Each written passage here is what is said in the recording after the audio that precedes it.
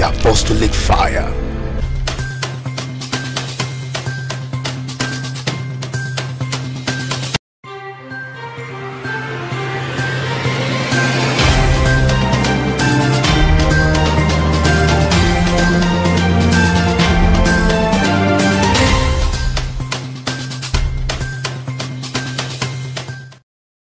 Yes, good morning, my wonderful viewers. How are you doing? Yeah, thank God it's Friday. I am super excited that we made it through to a fantastic weekend as this. So thank you so much for always staying tuned. I am your host, Mother Dominic, and with me in the house is Engineer Ola.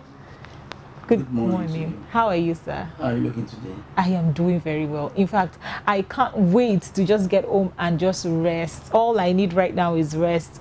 So how's your week been so far? Well, not bad, as usual. Eat and sleep. Wow. That's nice. Okay, thank you so much once again, viewers. So quickly we'll take our quotes for the day before we see what we have on the newspaper review. It's your morning dew. So first, let's take our quote, and our quote for the day says, whenever you find it difficult to obey those over you, whenever you like or whenever you find it difficult to obey those over you, that simply means that whether you like it or not, it shows that you are guilty of pride. I'll take that again. Whenever you find it difficult to obey people that are over you, whether you like it or not, you are guilty of pride. So simply put, that whenever you have people who are over you, whether you're a trainee, whether you are learning, or whether you just have people over you, that simply means that when you have people that you're working under, or you have people who are much older than you, and you find it difficult to be submissive, then there is a trace of pride running through your vein, and you really need to put that in check, because the least you want to do is not to be humble when you have people who are way older than you, or when you're working under someone. What that does is it helps you learn. It opens your mind to be receptive to what is happening around you. It helps you, understand the things that are going on around you. So at this point, we'll quickly go on a quick break, and when we come back, we'll look at what we have in our newspaper review for today. So stay tuned, go nowhere.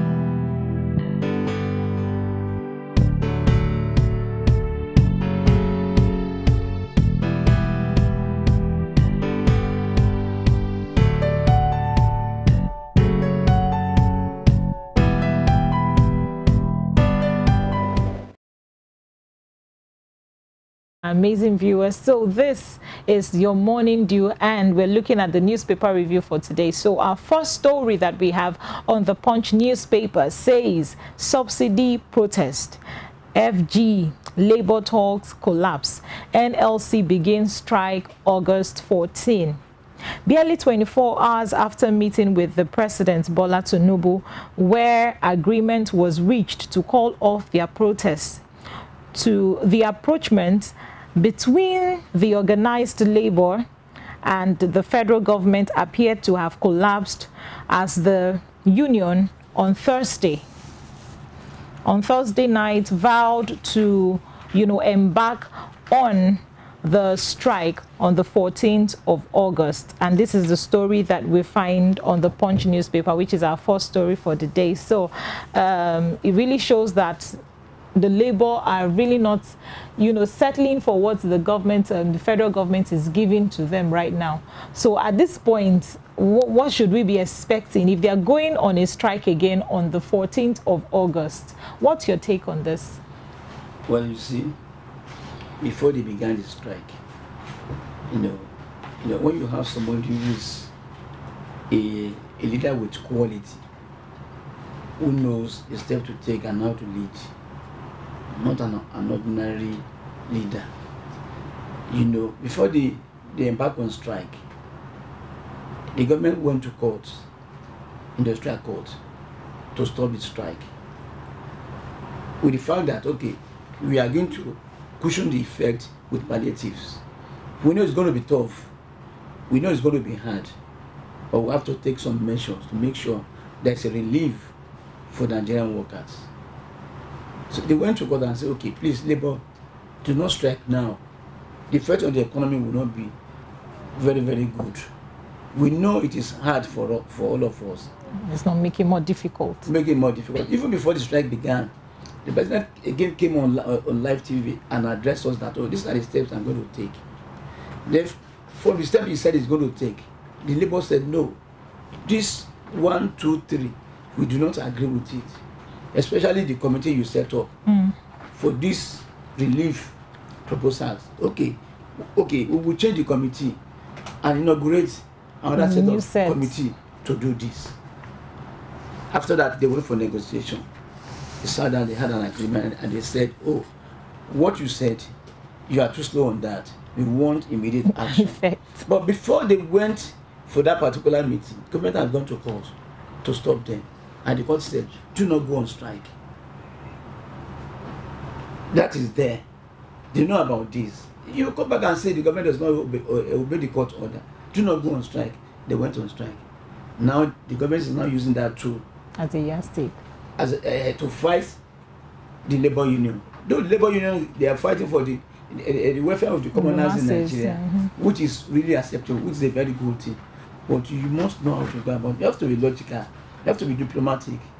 The government will not take them to court, but this is now they have a weapon to threaten them that if you do this, we'll go to court.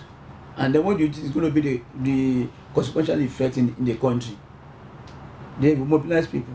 They are threatening, they say, on the 14th of August, we'll embark on nationwide strike, which will not be good for the government. So to me, from my own opinion, the government has to tread slowly. It's becoming a fragile matter. And the government was able to, how do I overcome this wala? This regime is new. So now I think in the wisdom of God, with his own wisdom to President Bola Ahmed Tinubu, will look into the matter. I will make it 50-50 so that we can be on equilibrium for this particular matter, so it does not escalate. Thank you so much. So our next story, still on the Punch newspaper, says federal government to implement no work, no pay for striking resident doctors. The federal government has directed the chief medical director and medical director in the Federal Territory Hospital, Tertiary Hospital, to implement the no work, no pay policy on the striking members of the Nigerian Association of Resident Doctors. The federal government also directed the hospitals to maintain an attendance register for all resident doctors willing to work.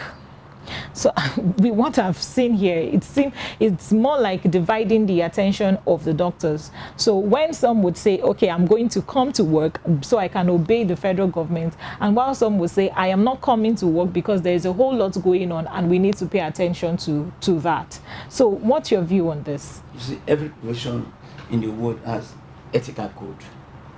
As a medical doctor, you know you must do good. That's an ethical code, you know, you must do good because you save life. You know, as of today I'm talking to you, some people are sick, they're at the hospital. When doctors go on strike, they'll be affected. Many people have lost their life because of this back and forth strike. Back and forth strike. Any small itch, the labor union will go on strike.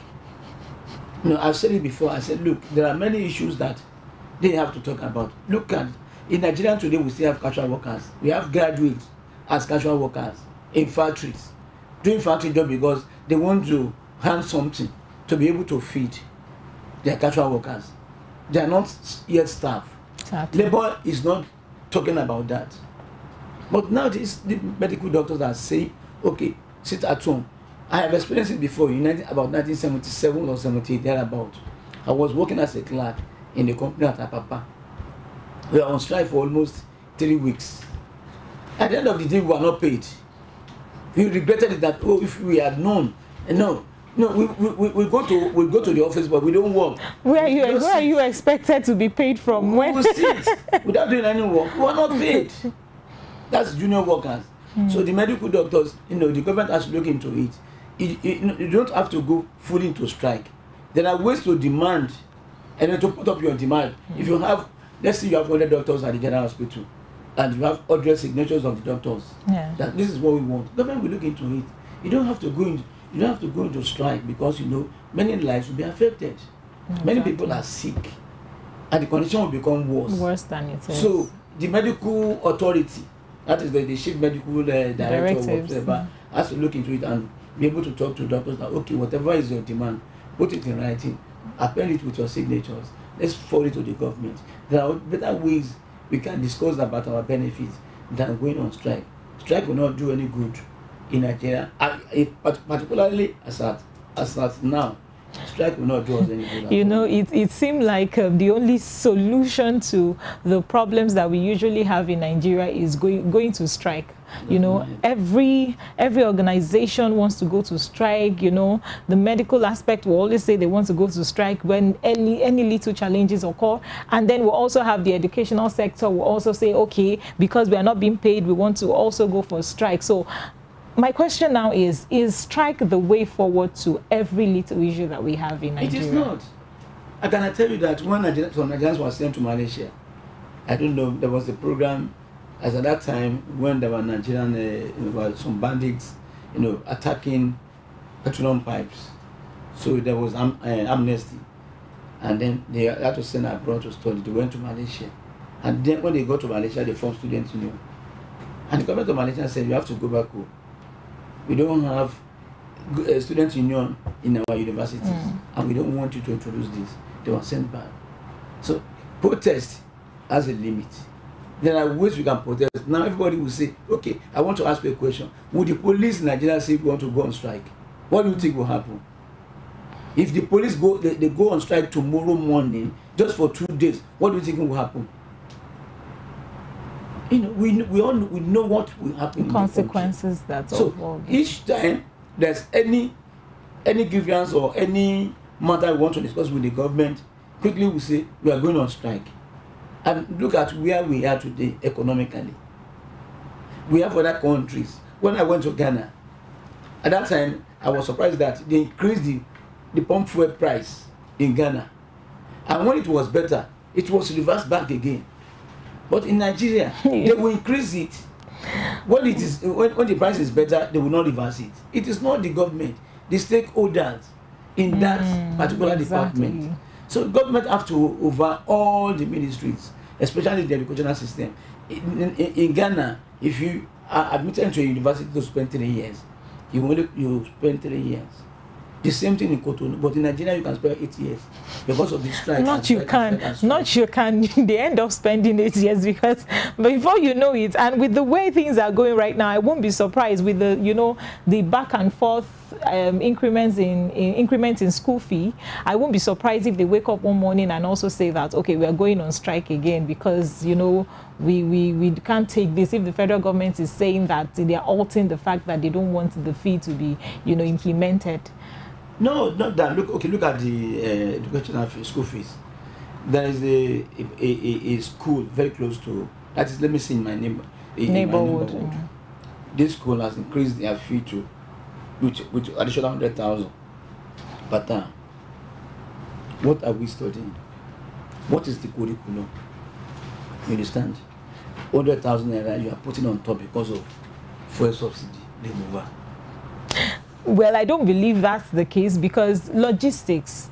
Do you know what it means to, cover up for logistics that they use in running a school? Running a school, at least I know I have an idea of running a tertiary school. The logistics alone. No, this is a primary school, nursery and primary school. Nursery, primary and secondary school, not tertiary university, not university education. I'm talking of nursery and primary school. They put up 100,000 naira on top of the school fees per term. How do you reconcile that? Well, I still believe that they have a whole lot to do with the increments, because the running around is quite costing. So we'll go on a quick break. When we come back, we'll look at other stories that we have on the Punch newspaper. Please stay tuned.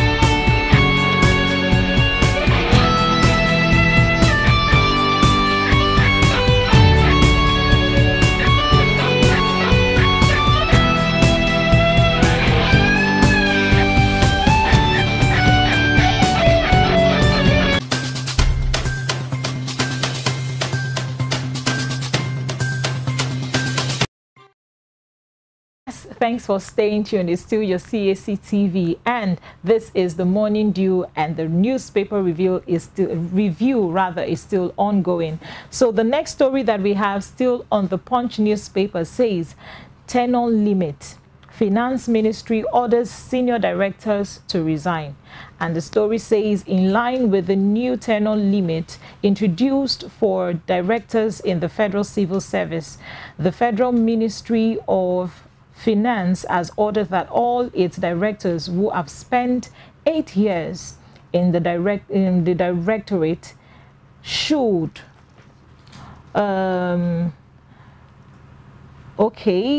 should restrain. Okay, quickly we'll look at that story again. So in a memo signed by the director of administrator in the ministry, Maria, says that it was dated on August 3rd of 2023. That's the story still on the Punch newspaper. So what do you have to say to that? Well, this is a very good thing, so that you don't die in the office.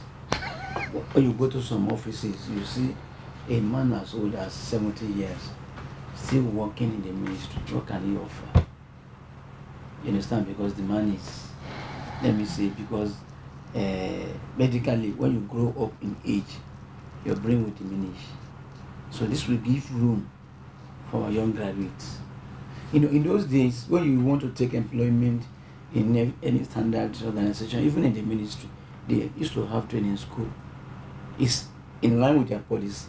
They have training school where they will guide you and train you before you can be able to work in the establishment.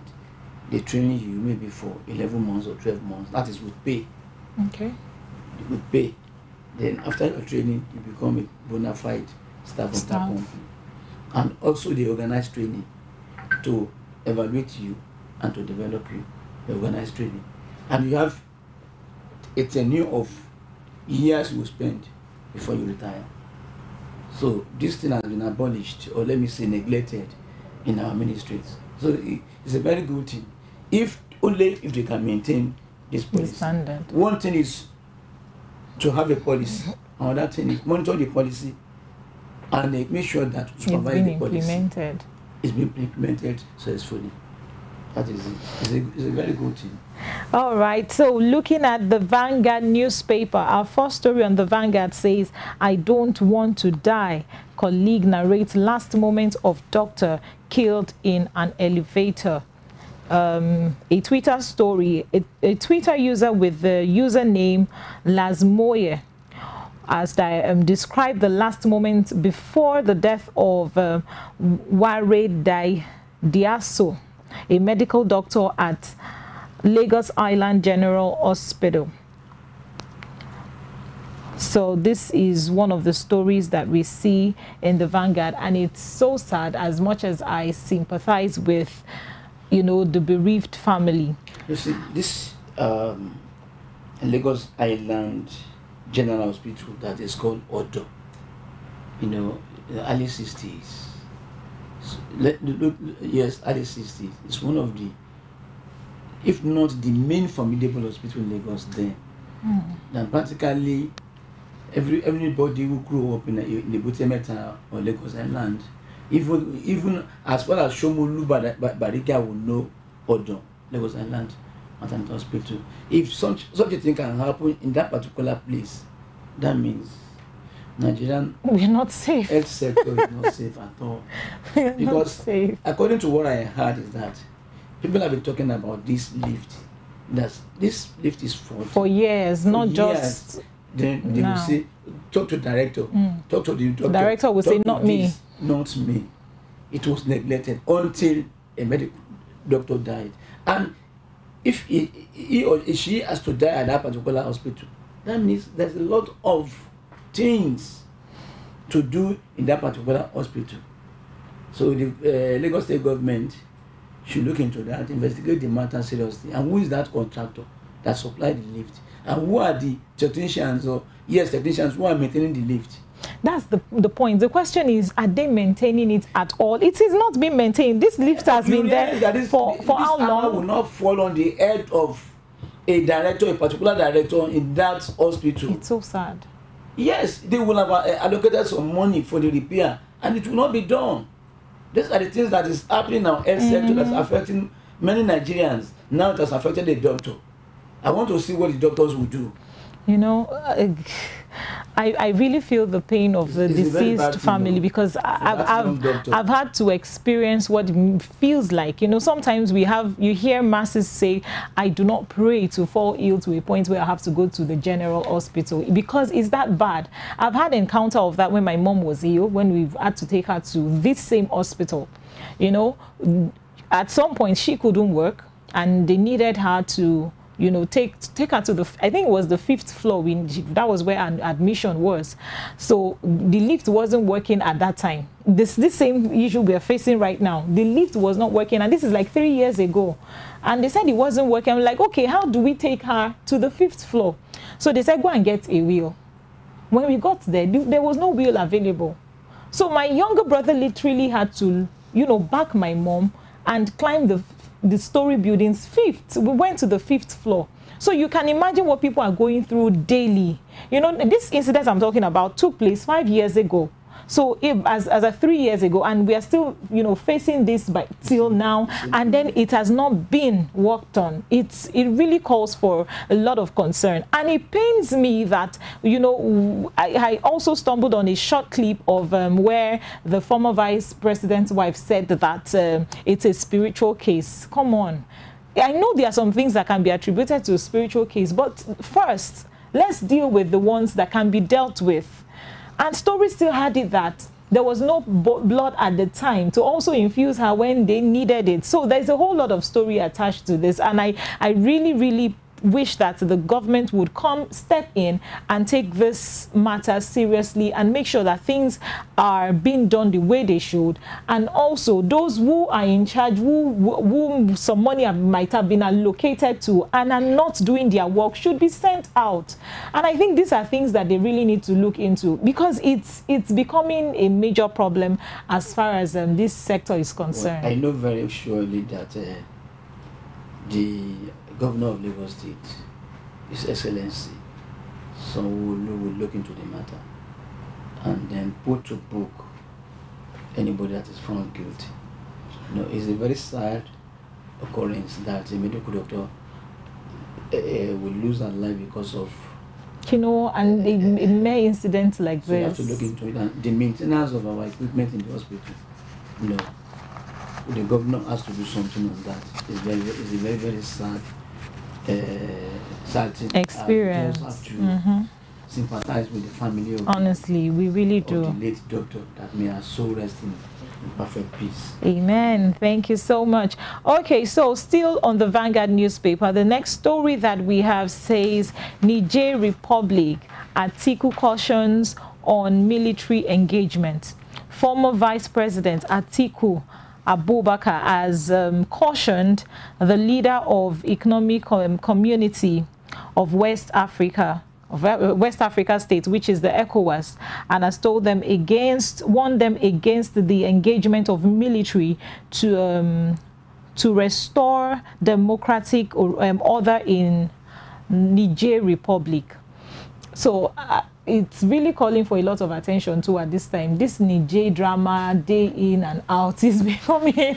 Well, you see, one thing that is happening in Africa is that, like in the world, in those days they came to Africa, the Europeans, and then they started this slavery business. Though it was started in Africa by the Africans, and when they came, they enlarged it. They made it bigger and bigger and bigger, and many Africans were taken as slaves to work in America, to work in Asia Minor. No, let's say America and Europe in particular. Now they want to repartition Africa. Because when you look at it geographically, there are lots of problems happening all over the world. In Asia, in Europe, landslide, earthquake, volcano eruption. We don't have much of such disaster. We do not even have.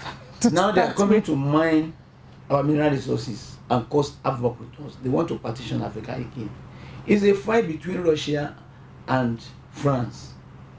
Russia wants to take over Niger because of uranium that they have in Niger. And Niger is accusing France by saying that the price you are offering us or paying to us for our uranium is down too low. Small. That's why the people are coming out to say we don't want France as our colonial master again. We want Russia. But Omi Eko, pap water is pap, whatever you call it. You understand that? It is water. If I drink tea in the morning and you drink akamu or pap in the morning, we are drinking hot water. You understand that? They say they don't want France. Now they want Russia. Now Russia, I know very well that Russia will not send troops. Now, this country is not warning Nigeria especially that, okay, don't send your troop. It's going to be a fight. I know when you start a fight, you can only know the beginning of the fight. Exactly. You do not know when and how it will end. Better, this is what Atiku is saying here. Better we don't start a fight that will not finish. That we cannot we cannot finish. These people, some of them, okay, in that Niger we have terrorists. In the name of these Muslim jihads, they are there. And France is now looking for a way to defeat them before this problem started. So we have to be very, very careful. And I know that our president, sent some delegates to Niger that talk to these people that, okay, it is better we leave the government peacefully and let democracy, let it prevail. But they are saying that we are tired of these politicians. So what are we going to say? The politicians are not performing their duty as they should. Very well. They are not doing it all right. They are doing it badly. People are complaining. But we don't, the new world order, we don't want military rule. But what can we do in a situation like this? It's not spreading in West Africa. It's spreading in West Africa. We have Mali. We have other countries in West Africa that they are under military rule. This is what we don't want. And at the same time, we don't want war in West Africa because we cannot afford war. There is poverty, there's hunger in Nigeria. Do you want to send our children to go and fight again? We don't want that. So the president, I think, he will take a very, very critical look on this matter, and he will not say Nigeria jump into war. And another thing is that Nigerians cannot go to war if the committee of head of state of West African countries do not agree. And they have not sat down to say, oh yeah, the last thing now we are going to do now, we are going to war. They are still deliberating it. They've sent the delegates to that place. And I believe that at the end of the day, we will laugh. The American government is now saying they support Nigeria. The United Nations is saying we are at the back of Nigeria. I'm praying that they will not push us to fight an unnecessary war. We have our own problem in the house already. We don't want to add to it. Tomato mineral magic. Don't add to my problem. To my problem. Don't add to my problem. So what Atiku is saying, Niger, ECOWAS, African Union, don't add to Nigerian problem. Well, I think at that point we need to mind our business. let's focus on what we are facing in Nigeria. We have a whole lot going on. So the least we need is to, you know, have people meddle with the affairs that we are still yet to settle. So please, let's focus. Let's focus. Is this focus of a thing is very important. So we'll take our next story, still on the Vanguard newspaper, and this says troops kill 36 terrorists. Rescue 140 kidnapped all stages nationwide. You know, the military high command said yesterday that the troops fighting to rid the nation of criminal elements in the last week has been able to, you know, get of these 36 terrorists as far as they are concerned, and it really shows that they are doing a lot of work, and kudos to our militants that are doing a lot of work in making sure that this is, you know, a do case. Let us hope so. Let us believe the information is how it is. Let's believe that. Okay. But if they can continue like this, and if the information is true, and they can continue like this, well, we know Nigerian soldiers can perform very well. Exactly. We know they know the hideout of these terrorists, and we know they have the might and the capability to fish them out. The last regime under President Buhari brought lots of ammunition for them and equipment for them to fight these terrorists. But let us believe that the information is genuine and true. Over time, we'll be able to know. Because in the past, we had that, Nigerian killed 1,000 Boko Haram troops. Then the following morning, you will say that they went again to kidnap. They went to Badugry to kidnap. So I'm saying, let us believe this information is genuine. It's true. And see what will happen eventually. Because for over the past week, in fact less than a month, we've had, you know, cases of this military doing a lot of work, you know, doing rescuing and also finding where the hoodlums have been hiding a lot of the, you know, creeds, refineries and all of that. So quickly we'll go on another quick break. When we come back, we'll see what the Nation newspaper has for us. Stay tuned.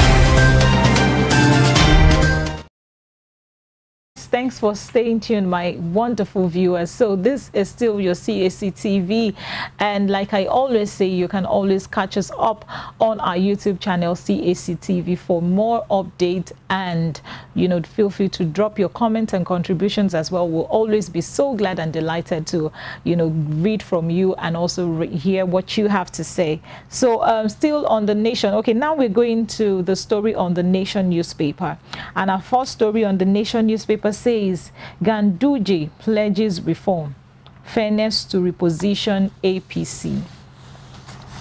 And the story says Progressive Congress APC National Chairman Abdullahi Ganduje yesterday promised to reposition the platform for growth and victory in the future polls. 10-year-old party during National Executive Committee NFC meeting. This was a statement that was also passed by the meeting that they had yesterday. Also endorsed as the secretary is Senator. This will also have the senator also being endorsed for the same work. So what do you have to say as regards this? In the world of politicians, especially in a country like Nigeria, like ours, they always change leadership 3 months, 6 months. They have a chairman of the party. After 3 months, they will accuse him of this and that, and they change him again. Time will tell. If Ganduje can be able to hold the party, as he has said, we'll be able to know. Now, the aim of every party is that to win an election. And when you have a chairman of a party, you believe our chairman will be capable enough to reconcile all disputes within the party so that the next election will win it. And again, to guide the party so that the party can perform their duties effectively. Time will tell, let's wait and see. Though he did well when he was the governor in his state, he did very well. But the incumbent governor is destroying what he has done. So now we tell, let us see what Ganduje will be able to do. I don't want to go deep into party affairs. Okay, and also this endorsement as the secretary of Senator, we have Surajuddin Ajibola Bashiru was endorsed. Because they've changed the president, the chairman of the party, and the secretary. The secretary was Yola Omishori, and the president was chairman of the party was Adamu. So they removed them, and then they appointed a new chairman and new secretary to steer the ship of the party to a very good island. Let's see what they will do. Time will tell. It's too early to judge anybody.